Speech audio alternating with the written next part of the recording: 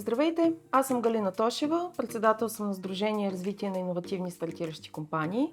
В следващите няколко видеа ще си говорим за мултисекторен подход в системата на образованието в България и в Европа и за това как можем да станем посланици на мултисекторното образование. Представяне на проекта и програма Erasmus+. Настоящият синтезиран мултимедиен курс се изготвя в изпълнение на дейностите по проект въвеждане на мултисекторен подход в системата на основния етап на обучение в средното образование чрез прилагане на знания от всички учебни дисциплини в усвояването на умения за справяне с житейски ситуации.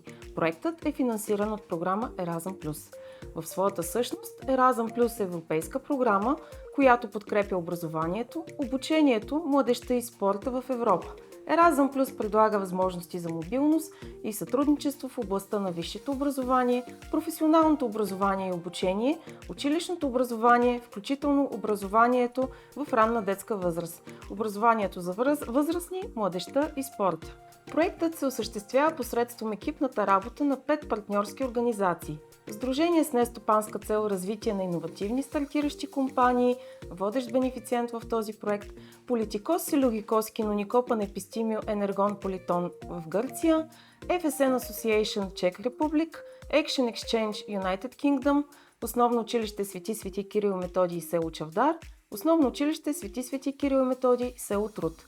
Периодът на изпълнение на проекта е от 1 септември 2020 г. до 31 август 2023 г. с обща продължителност 36 месеца и бюджет 250 000 евро. Останете с мен, за да разберете каква е същността на мултисекторния подход.